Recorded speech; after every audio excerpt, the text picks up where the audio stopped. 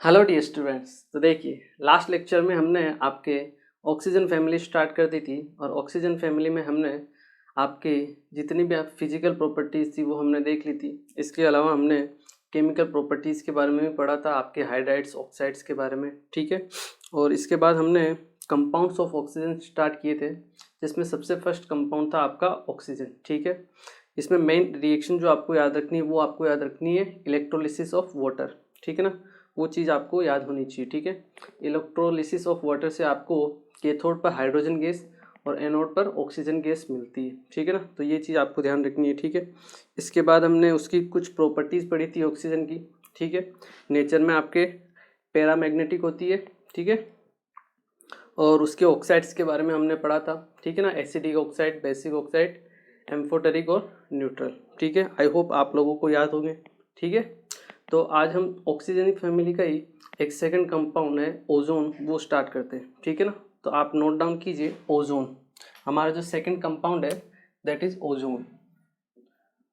Ozone, ठीक है, O3 इसे हम बोलते हैं। ओके, अगर हम ऑक्सीजन की बात करें, ओजोन की बात करें, तो सबसे पहले अगर हम इसकी प्रिपरेशन देखते हैं कि प्रिपेयर कैसे किया जाता है इसको। O3 को आप प्रिपेयर करते हो ऑक्सीजन से, ठीक है ना, by passing silent electric discharge, ठीक है ना।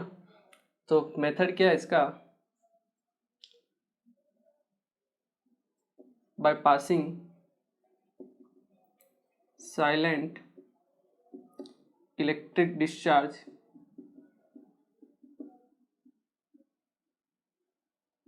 in O2 or in oxygen we get ozone, ठीक है। आपके O2 में साइलेंट इलेक्ट्रिक डिस्चार्ज जब पास किया जाता है तो आपको O3 मिलती है, साइलेंट इलेक्ट्रिक डिस्चार्ज, ठीक है ना।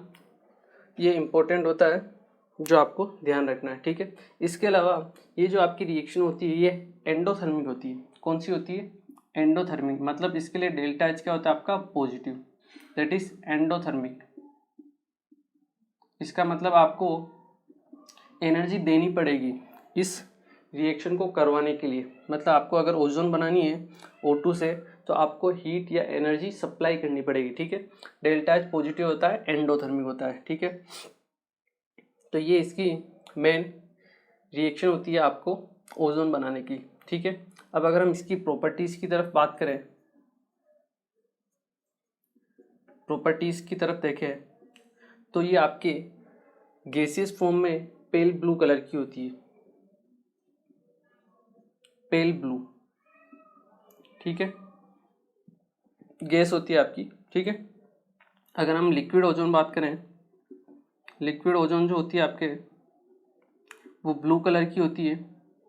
और जब आपकी सॉलिड ओजोन होती है ये आपके ब्लैक सॉलिड होती है, ठीक है ना। तो सॉलिड, लिक्विड और गैस में आपके अलग अलग कलर शो करती है, ठीक है। ये चीज़ इंपॉर्टेंट है।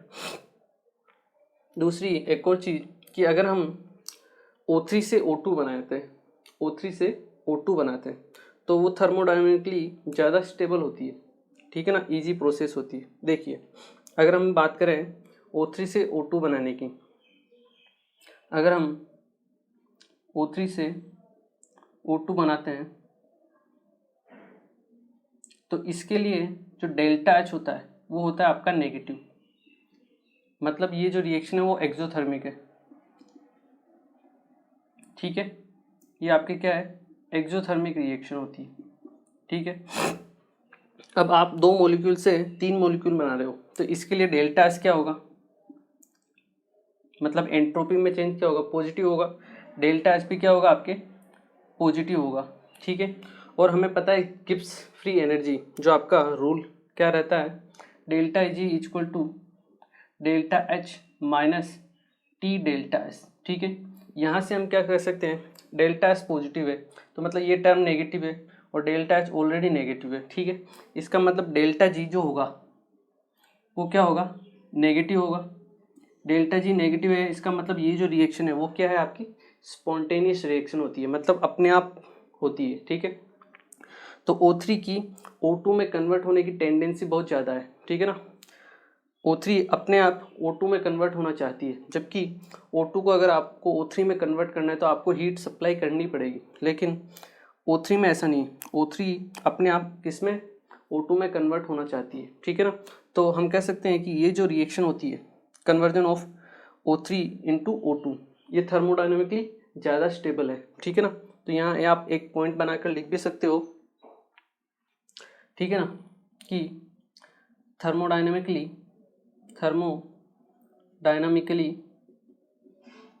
conversion of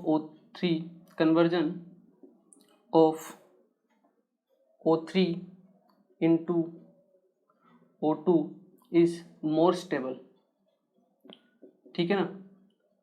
डेल्टा जी क्या है आपका, नेगेटिव है, ठीक है। इसका मतलब ये रिएक्शन एक स्पॉन्टेनियस रिएक्शन है, is more stable, that is the reaction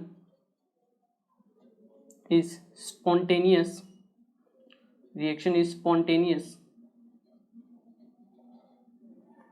ठीक है ना। आपकी ये जो रिएक्शन होगी ये क्या होगी, स्पॉन्टेनियस होगी। तो ये चीज़ है होती है जो इम्पोर्टेंट होती है, जो आपको याद रखनी है, ठीक है। इसे नोट कीजिए। फिर हम इसी के O3 की, ओजोन की कुछ प्रॉपर्टीज़ के बारे में पढ़ते हैं, ठीक है ना। एक बार आप इसे नोट कीजिए। ओके, देखिए अब अगर हम कुछ और प्रॉपर्टीज़ के बारे में देखें इसकी,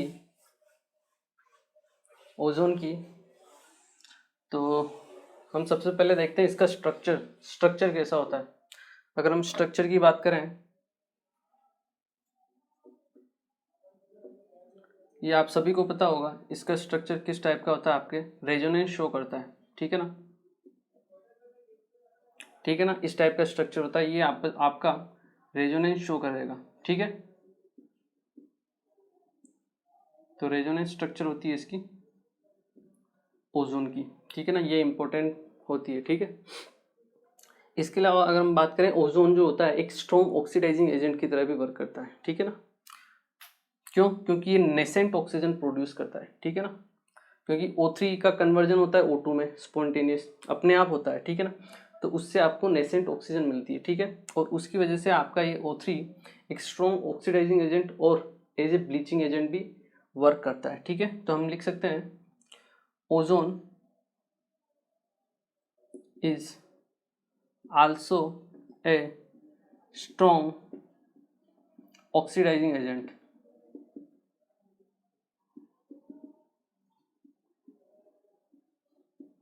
ठीक है। ये क्या करेगा, आपके जो I माइनस है उसको I2 में ऑक्सीडाइज कर देगा, ठीक है।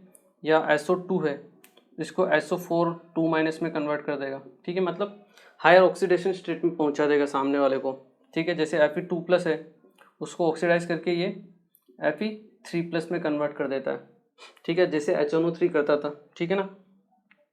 आपके I2 को किस में कन्वर्ट करता था, तो HiO3, ठीक है। सेम थिंग सल्फर को आपका कन्वर्ट कर देता था वो H2SO4 में, ठीक है ना। फास्फोरस को किस में कन्वर्ट कर देता था, H3PO4 में, ठीक है ना। हायर ऑक्सीडेशन स्टेट में आपको वो ऑक्सीडाइज कर देता था, क्या कर देता था, ऑक्सीडाइज, ठीक है। तो इसलिए ये एक स्ट्रॉन्ग ऑक्सीडाइजिंग एजेंट की तरह वर्क करता है। Also strong oxidising agent due to the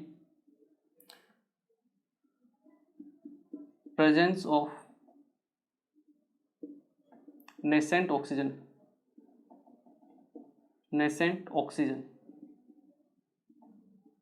and also work as a bleaching agent,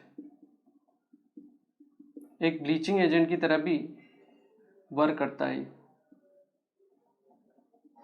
ठीक है। आपका O3 है, O3 किस में कन्वर्ट होगा, O2 प्लस ऑक्सीजन में, ठीक है। ये होती है आपकी नेसेंट ऑक्सीजन, ठीक है। तो ये ब्लीचिंग एक्शन में भी आपके काम आती है और साथ ही साथ ऑक्सीडाइजिंग एजेंट की तरह भी वर्क करती है, ठीक है ना। ये इंपॉर्टेंट चीज़ होती है जो आपको ओजोन के लिए ध्यान रखनी चाहिए, ठीक है। इसके अलावा एक और चीज़ होती है depletion of ozone.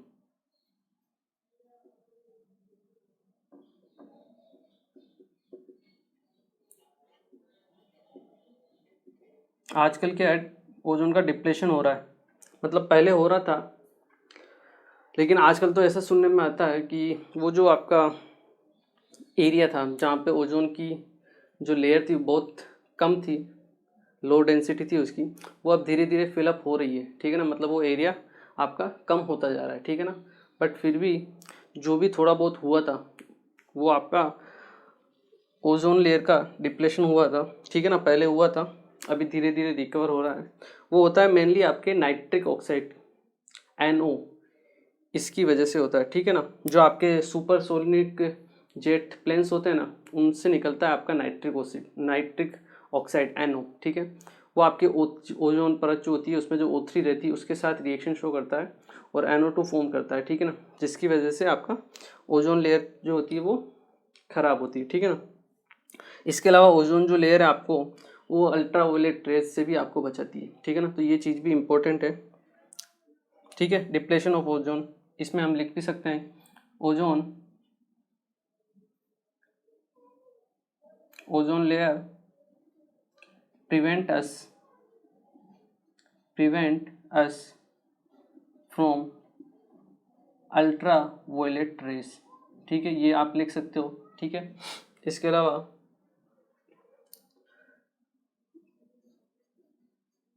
Depletion of ozone is due to the reaction of nitric oxide, ये होता है आपका NO, ठीक है। रिएक्शन ऑफ नाइट्रिक ऑक्साइड, ये आप आगे लिखिए, विथ ओजोन। और ये जो नाइट्रिक ऑक्साइड आपका मिलता है ये कहाँ से मिलता है, आपके सुपरसोनिक जो जेट प्लेन्स होते हैं उनके एग्जॉस्ट से, ठीक है ना, exhaust of supersonic jet planes, ठीक है, वहाँ से मिलता है। Reaction of nitric oxide with ozone क्या होती है रिएक्शन, आप देखिए, NO जब आपका O3 के साथ रिएक्शन शो करेगा तो ये NO2 प्लस O2 में कन्वर्ट कर देता है। ये जो NO2 होता है this is the main reason for depletion, main reason for depletion, ठीक है ना। तो ये एक इम्पोर्टेंट चीज़ होती है जो आपको ध्यान रखनी चाहिए, किसके बारे में, ओजोन के बारे में, ठीक है। तो ये होता है आपका ओजोन, ठीक है ना, जो इम्पोर्टेंट होता है, इसकी कुछ कुछ प्रॉपर्टीज़ इम्पोर्टेंट होती है जो आपको ध्यान रखनी है। मेन तो ये वाली इम्पोर्टेंट है कि किस वजह से डिप्लेशन ऑफ ओजोन होता है, तो नाइट्रिक ऑक्साइड +2 वाले ऑक्सीडेशन वाले ऑक्साइड से होता है, ठीक है। तो आज हमने ये तो पढ़ा ओजोन का, ठीक है, एक बार आप इसे नोट कीजिए। और यहाँ पे हमारी ऑक्सीजन फैमिली भी कंप्लीट होती है। नेक्स्ट हम पढ़ते हैं आपके सल्फर फैमिली के बारे में कि सल्फर फैमिली में कौन कौन से आपके प्रॉपर्टीज़ हैं या उसके कौन कौन से एलोट्रोप्स होते हैं। सल्फर फैमिली जो होती है, सल्फर की हम बात करें तो सल्फर में बहुत सारे एलोट्रोप्स होते हैं, ठीक है ना। सबसे ज़्यादा एलोट्रोप्स ही आपके पीरियोडिक टेबल में सल्फर ही बनाता है, ठीक है ना। लेकिन हम कुछ दो इम्पोर्टेंट आपके एलोट्रोप्स होते हैं, ठीक है ना, उन्हीं के बारे में पढ़ते हैं, ठीक है। तो एक बार आप इसे नोट कीजिए, फिर मैं आपको सल्फर फैमिली के या जो आपका एलिमेंट है सल्फर उसके एलोट्रोप्स के बारे में बताता हूँ। एक बार आप इसे नोट कीजिए। ओके, तो आई होप ये आप लोगों ने नोट कर लिया होगा। और अब हम पढ़ते हैं सल्फर एंड इट्स कंपाउंड्स के बारे में कि सल्फर के कौन कौन से कंपाउंड्स होते हैं, ठीक है ना। सबसे पहले हम पढ़ेंगे आपके एलोट्रोप्स के बारे में, ठीक है। जो सल्फर होता है आपके पीरियोडिक टेबल में, जैसा मैंने आपको बताया, मैक्सिमम नंबर ऑफ एलोट्रोप्स आपके सल्फर ही फॉर्म करता है, ठीक है। ठीक है, तो अपनी नेक्स्ट हेडिंग क्या रहेगी, sulphur and its compound, sulphur and its compound, ठीक है। तो अगर हम सबसे पहले बात करें सल्फर की, ठीक है। तो सल्फर के बारे में हम क्या कह सकते हैं, जैसा मैंने आपको बताया कि sulphur forms maximum number of allotropes. ठीक है, तो एक इम्पोर्टेंट चीज़ होती है ये, sulphur forms maximum number of allotropes in periodic table। ठीक है, बट इसके हम मेनली आपके दो फॉर्म ही पढ़ते हैं, ठीक है ना, अल्फा और बीटा। ठीक है, जिसे हम रोम्बिक और मोनोक्लिनिक बोलते हैं। क्यों? क्योंकि उनका शेप वैसा ही होता है। ठीक है, तो maximum number of allotropes in periodic table. ठीक है, but mainly there are two types of crystalline allotropes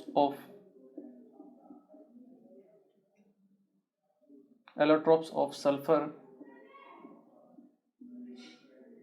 is important। ठीक है, दो टाइप के होते हैं आपके। एक तो होता है आपका अल्फा सल्फर। क्या होता है? अल्फा सल्फर, जिसे हम क्या बोलते हैं? Rhombic sulphur. ठीक है, एक होता है आपका बीटा सल्फर। क्या होता है आपका? Beta sulphur. ठीक है, जिसे हम क्या बोलते हैं? Monoclinic sulphur.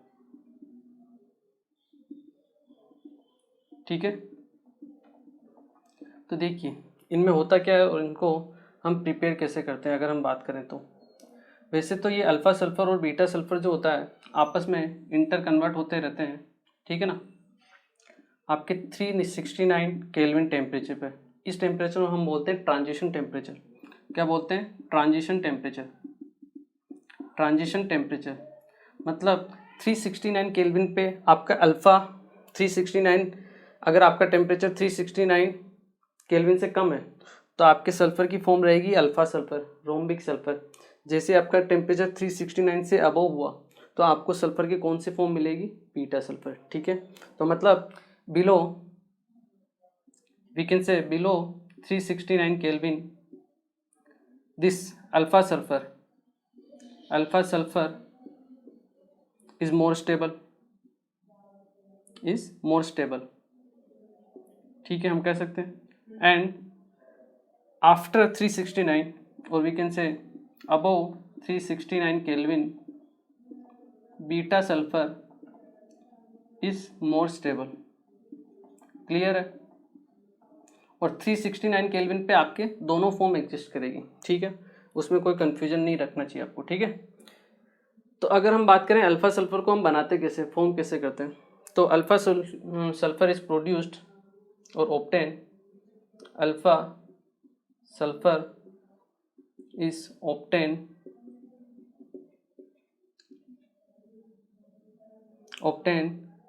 by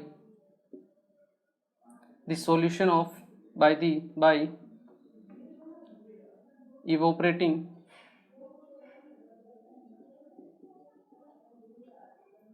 a solution of sulfur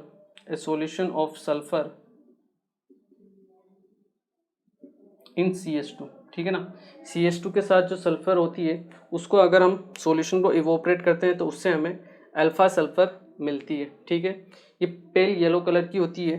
ठीक है ना, it is pale yellow colour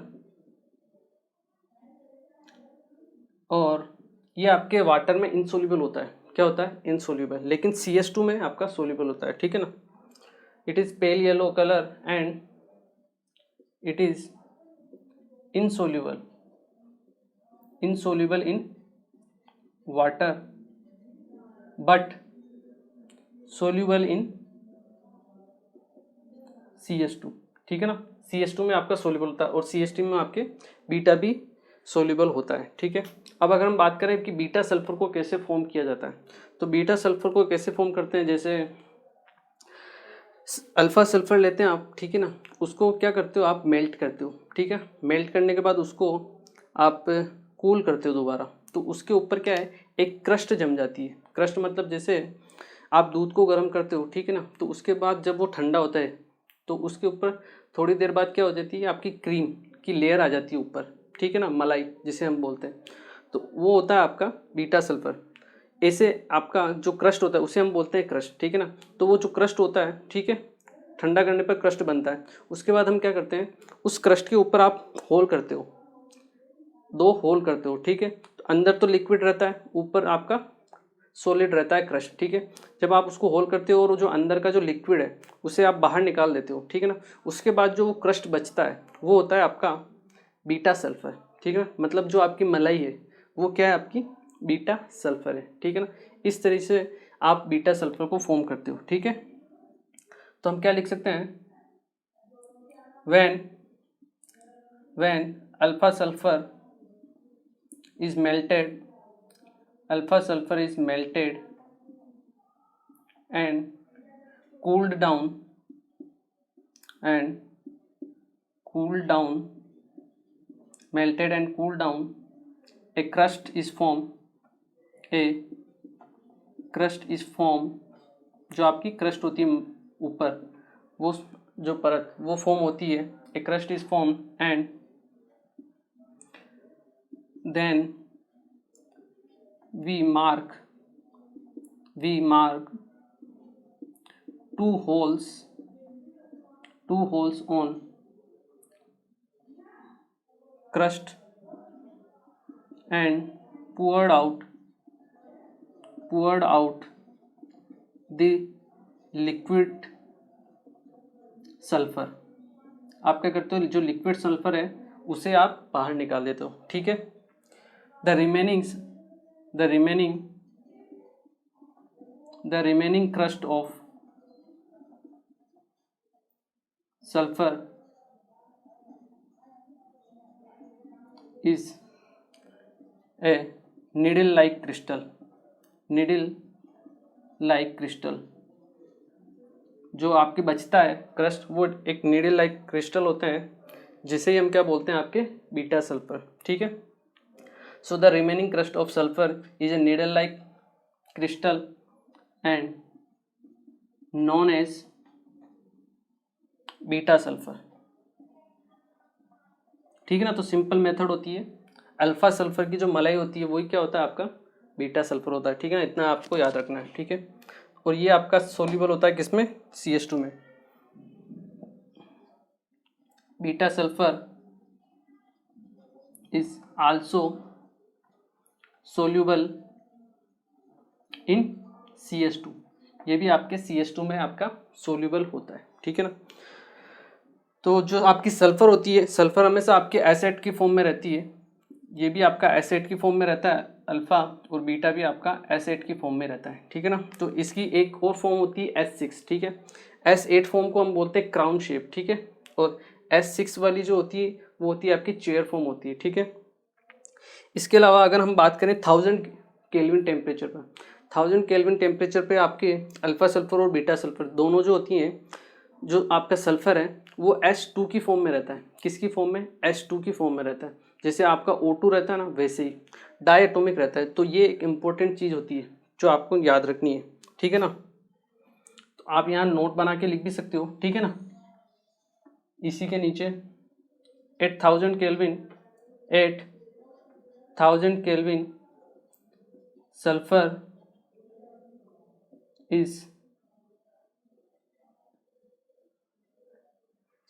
N, और जो आपकी होती है ये भी आपकी नेचर, अगर हम इसका देखें तो ये भी आपकी जैसे O2 जो होती है पैरामैग्नेटिक होती है, वैसे ही आपकी सल्फर जो होती है वो भी क्या होती है, पैरामैग्नेटिक होती है, ठीक है ना।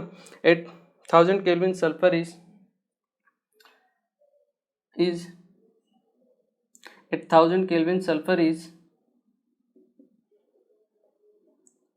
sulfur will be in H2 molecule form like O2 and a paramagnetic in nature, paramagnetic in nature, ठीक है ना।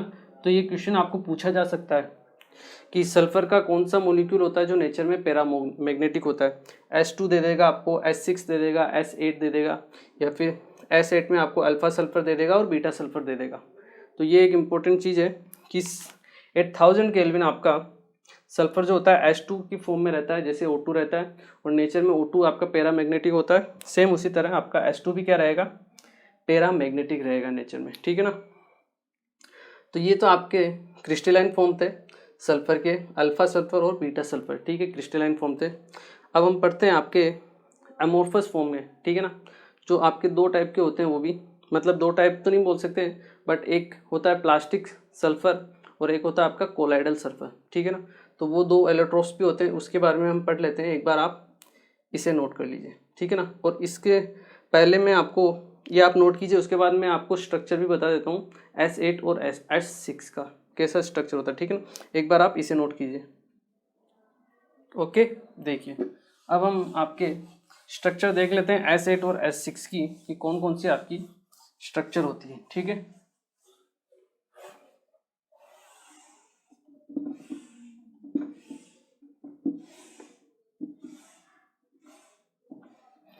तो S8 की जो शेप होती है स्ट्रक्चर, वो आपके क्राउन लाइक शेप होती है, ठीक है ना, लाइक दिस। सल्फर,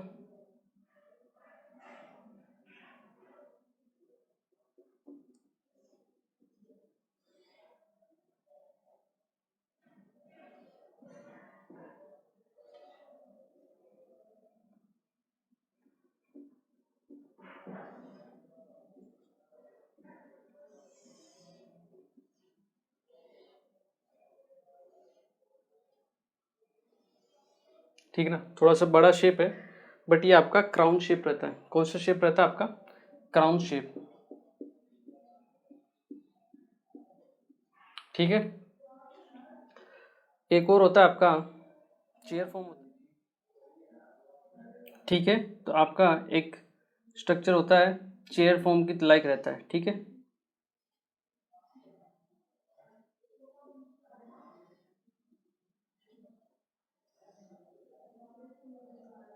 इस फॉर्म में रहेगा लगभग लाइक चेयर फॉर्म के लाइक रहता है, ठीक है ना, ये आपका चेयर फॉर्म, ठीक है ना। और अगर हम थर्मोडायनेमिकली देखें तो आपका जो क्राउन शेप है वो ज़्यादा स्टेबल होता है, ठीक है ना। तो हम लिख सकते हैं thermodynamically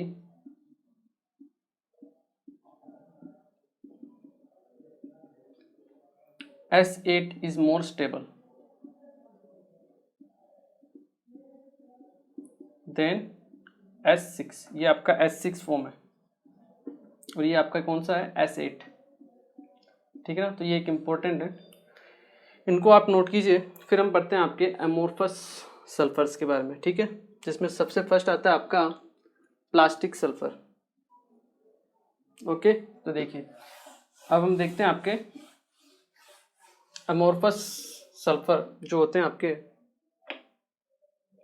third one plastic sulphur, plastic sulphur, ठीक है, इसे हम गामा सल्फर भी बोलते हैं, ठीक है। तो ये एक आपका अमोर्फस फॉर्म होता है, it is an amorphous allotropes of sulphur, ठीक है। ये आपका अमोर्फस फॉर्म होता है, ठीक है, पहली बात, ठीक है। इसके अलावा इसको बनाया कैसे जाता है, इसको बनाने की सिंपल मेथड है, आप क्या करो, जो मेल्टेड सल्फर है उसे कोल्ड वाटर में डाल दो, ठीक है। कोल्ड वाटर में जैसे आप डालोगे तो वो एक थ्रेड की तरह बिखर जाता है, ठीक है, एक थ्रेड की तरह बिखर जाता है। तो वही होता है आपका प्लास्टिक सल्फर, सिंपल तरीका होता है, ठीक है ना। It is obtain, it is obtain bye passing the melted sulfur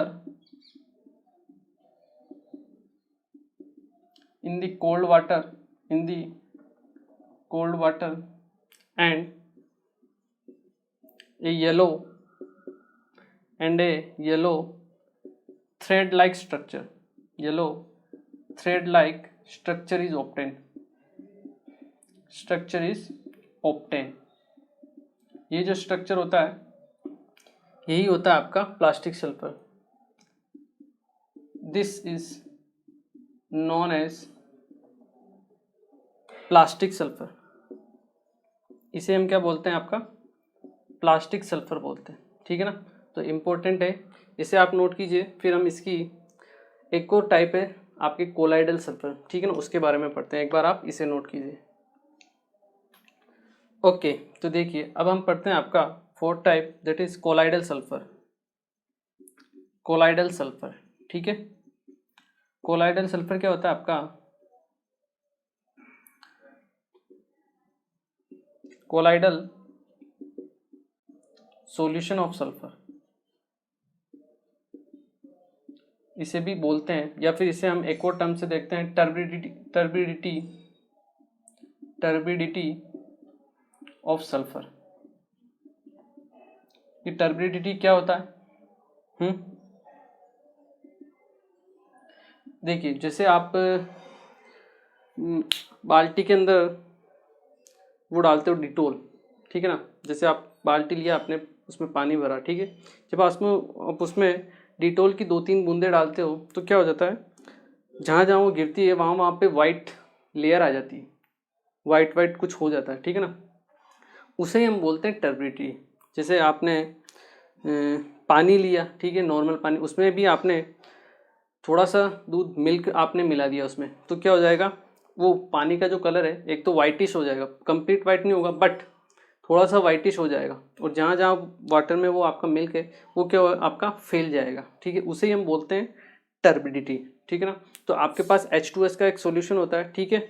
उसमें आप क्या करते हो, उसकी रिएक्शन करवा देते हो बेसिकली आप ऑक्सीडाइजिंग एजेंट के थ्रू, जैसे KMnO4 है, K2Cr2O7 है, ठीक है। तो उससे आपको एक सॉल्यूशन मिलता है सल्फर का, ठीक है। वो सॉल्यूशन ऐसा होता है कि सॉलिड नहीं होता है वो, मतलब आपको टर्बिडिटी मिलती है सल्फर की, मतलब ऐसा सॉल्यूशन मिलता है जिसमें सल्फर बिखरा हुआ है, ठीक है ना। तो उसे हम बोलते हैं आपका कोलाइडल सल्फर या फिर टर्बिडिटी ऑफ सल्फर, ठीक है ना।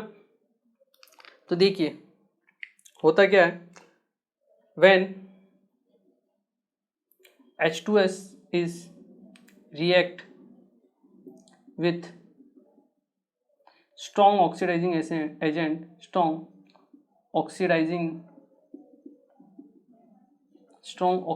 agent like K2Cr2O7, KMnO4, we obtain the turbidity of sulfur solution, ठीक है। तो देखिए अगर हम रिएक्शन करवाते हैं आपकी H2S की स्ट्रॉन्ग ऑक्सीडाइजिंग एजेंट के साथ, तो हमें एक तो सल्फर मिलेगा, ठीक है। उसकी ये होती है आपकी टर्बिडिटी ऑफ सल्फर, ठीक है ना। तो ये एक इम्पोर्टेंट होता है। ओके, तो देखिए आज हमने मेनली ओजोन के बारे में पढ़ा, ठीक है ना। उसे कैसे फॉर्म करते हैं वो देखा, उसकी क्या क्या प्रॉपर्टीज होती है वो देखा, ठीक है। इसके बाद हमने सल्फर स्टार्ट किया, और सल्फर के जो 2 एलोट्रोप्स हैं आपके, रोम्बिक और मोनोक्लिनिक, वो हमने देखे, ठीक है। दोनों ही आपके इंपॉर्टेंट होते हैं। ये 2 उतने आपके खास इंपॉर्टेंट नहीं है, ठीक है ना। छोड़ना चाहो तो छोड़ सकते हो, कोई दिक्कत नहीं है, बट आपको अल्फा और बीटा याद रखना है, ठीक है। उनका ट्रांजिशन टेम्परेचर याद रखना है 369 केल्विन, ठीक है। इसके अलावा H2 मॉलिक्यूल जो होता है 1000 केल्विन पे, ठीक है, वो आपका क्या होता है, पैरामैग्नेटिक होता है, लाइक O2। ये चीज़ भी आपको ध्यान रखनी है, ठीक है। तो आज के लेक्चर को हम यही फिनिश करते हैं, और नेक्स्ट लेक्चर में हम आपके सल्फर के दूसरे कंपाउंड्स लाइक SO2, SO3 उनके बारे में पढ़ेंगे, ठीक है। तो मिलते हैं नेक्स्ट लेक्चर। Thank you.